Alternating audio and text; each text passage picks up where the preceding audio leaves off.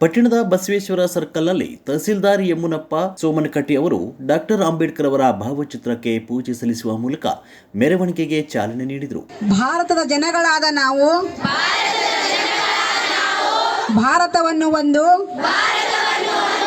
ಸಾರ್ವಭೌಮ ಸಮಾಜವಾದಿ ಸರ್ವಧರ್ಮ ಸಮಭಾವದ ಪ್ರಜಾಸತ್ತಾತ್ಮಕ ಆನಂತರ ಗಣಪತಿ ಚೌಕ್ ಮೂಲಕ ಅಂಬೇಡ್ಕರ್ ಸರ್ಕಲ್ಗೆ ಆಗಮಿಸಿ ಅಂಬೇಡ್ಕರ್ ಮೂರ್ತಿಗೆ ತಹಸೀಲ್ದಾರ್ ಮತ್ತು ಊರಿನ ಮುಖಂಡರು ಸೇರಿಕೊಂಡು ಮಾಲಾರ್ಪಣೆ ಮಾಡಿದರು. ಆನಂತರ ಮೆರವಣಿಗೆಯು ತೆಲಗಿ ರಸ್ತೆಯ ಸರ್ಕಾರಿ ಹೆಣ್ಣು ಮಕ್ಕಳ ಪ್ರಾಥಮಿಕ ಶಾಲೆಯ ಆವರಣದಲ್ಲಿ ಹಮ್ಮಿಕೊಂಡ ಸಂವಿಧಾನ ದಿನಾಚರಣೆಯ ವೇದಿಕೆ ಕಾರ್ಯಕ್ರಮ ನಡೆಯಿತು. ಏನು ಮಾಡ್ತಾರೆ ಅಂತಂದ್ರೆ ಎಲ್ಲ ದೇಶಗಳಿಗೆ ಭೇಟಿ ಕೊಟ್ಟು ಅಲ್ಲಿರ್ತಕ್ಕಂಥ ಸಂವಿಧಾನಗಳನ್ನು ಅಧ್ಯಯನ ಮಾಡಿ ಅವ್ರು ಏನು ಮಾಡ್ತಾರೆ ಅಂತಂದ್ರೆ ನಮ್ಮ ದೇಶಕ್ಕೆ ಒಪ್ಪುವಂಥ ಸಂವಿಧಾನವನ್ನು ರಚನೆ ಮಾಡ್ತಾರೆ. ಅದಕ್ಕೆ ಹೀಗಾಗಿಯೇ ಅವರಿಗೆ ಸಂವಿಧಾನ ಶಿಲ್ಪಿ ಅಂಥೇಳಿ ಹೆಸರು ಬಂತು. ಅವರೊಬ್ಬರೇ ಬಹಳಷ್ಟು ಕಷ್ಟಪಟ್ಟಿದ್ದರಿಂದ ಸಂವಿಧಾನ ಶಿಲ್ಪಿ ಅಂತೇಳಿ ಹೆಸರು ಬಂತು. ಅವ್ರು ಎಷ್ಟು ಕಷ್ಟಪಟ್ಟಿದ್ರಾಗೆ ಅವರು ನೀವೆಲ್ಲ ನೋಡಿದಿರಿ, ನೀವೆಲ್ಲ ಓದಿದಿರಿ ಅವ್ರ ಬಗ್ಗೆ. ಆ ರೀತಿ ಒಂದು ಸಂವಿಧಾನ ರಚನೆ ಆಗಿಬಿಟ್ಟು ಇವತ್ತಿನ ದಿನ ನಾವೆಲ್ಲರೂ ಬದುಕ್ತಾ ಇರೋದು ಅವರು ರಚನೆ ಮಾಡಿಕೊಟ್ಟಿರ್ತಕ್ಕಂಥ ಸಂವಿಧಾನದ ಅಡಿಯಲ್ಲಿ. ಈಗ ನಾವು ತಹಸೀಲ್ದಾರಾಗಿ ಕೆಲಸ ಮಾಡಬೇಕಂದ್ರೂ ಸಂವಿಧಾನನೇ ಕಾರಣ. ತಹಸೀಲ್ದಾರಾದ ಯಮುನಪ್ಪ ಸೋಮನಕಟ್ಟಿ ಅವರು ಉದ್ಘಾಟಿಸಿ ಮಾತನಾಡಿದ ಸಂವಿಧಾನದ ಕುರಿತು ಅವರು, ನಾವು ಸಂವಿಧಾನದ ಅಡಿಯಲ್ಲಿ ಬದುಕ್ತಿರುವುದರಿಂದ ನಾಗರಿಕರಲ್ಲಿ ಸಂವಿಧಾನಿಕ ಮೌಲ್ಯಗಳಿಗೆ ಗೌರವ ಹಾಗೂ ಜಾಗೃತಿ ಹೆಚ್ಚಿಸುವ ಉದ್ದೇಶವನ್ನು ಹೊಂದಲಾಗಿದೆ. Doctor B R. ಅಂಬೇಡ್ಕರ್ ಅವರು ಸಂವಿಧಾನ ರಚಿಸಲು ಹಲವಾರು ದೇಶಗಳನ್ನು ಸುತ್ತಿರುವುದಲ್ಲದೆ ಆ ದೇಶಗಳ ಸಂವಿಧಾನ ಅಧ್ಯಯನ ಮಾಡಿ ಭಾರತ ದೇಶದ ಎಲ್ಲ ಸಮುದಾಯದ ಧರ್ಮದ ಜನರಿಗೆ ತಕ್ಕುದಾದ ವಿಶ್ವವೇ ಮೆಚ್ಚುವಂತಹ ಸೂಕ್ತ ಸಂವಿಧಾನವನ್ನು ದೇಶಕ್ಕೆ ನೀಡಿದ್ದಾರೆ ಅಂತ ಹೇಳಿದರು. ಬಿ.ಆರ್. ಅಂಬೇಡ್ಕರ್ ಅವರು ಕೊಲಂಬಿಯಾ ವಿಶ್ವವಿದ್ಯಾಲಯಕ್ಕೆ ಹೋಗ್ತಾರೆ. ಅಲ್ಲಿ ಹೋಗಿ ಅರ್ಥಶಾಸ್ತ್ರದ ಮೇಲೆ PhD ಅನ್ನ ಪಡ್ಕೋತಾರೆ. ಅದಾದ ಮೇಲೆ ಲಂಡನ್ಗೆ ಹೋಗಿ ಸ್ಕೂಲ್ ಆಫ್ ಎಕನಾಮಿಕ್ಸ್ ದಲ್ಲಿ ಅವರು ಮತ್ತೊಂದು PhD ಅನ್ನ ಪಡ್ಕೋತಾರೆ. ಆಮೇಲೆ ಬ್ಯಾರಿಸ್ಟರ್ ಆಗ್ತಾರೆ, ಭಾರತಕ್ಕೆ ಬರ್ತಾರೆ.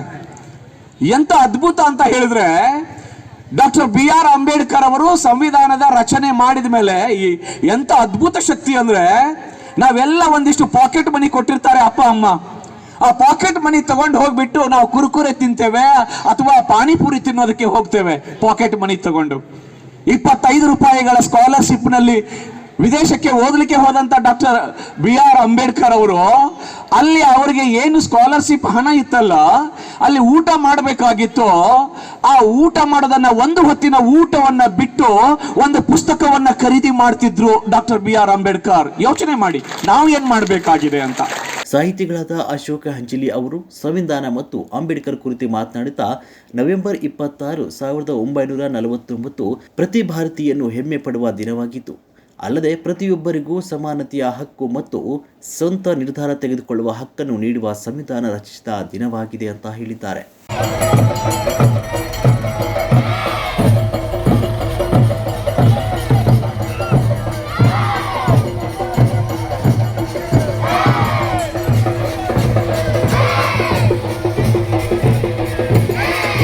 ಪಶು ಇಲಾಖೆ ಡಾಕ್ಟರ್ SI ಗೋಲ್ಗೊಂಡ್ ಸರ್, ರೇಷ್ಮೆ ಇಲಾಖೆ ಹಾಗೂ MH ಯರ್ಜರಿ ಕೃಷಿ ಇಲಾಖೆ. ದಯವಿಟ್ಟು ಎಲ್ಲ ಮಹನೀಯರು ವೇದಿಕೆ ಮೇಲೆ ಹಂಚಿಕೊಳ್ಬೇಕಾಗಿ ವಿನಂತಿ.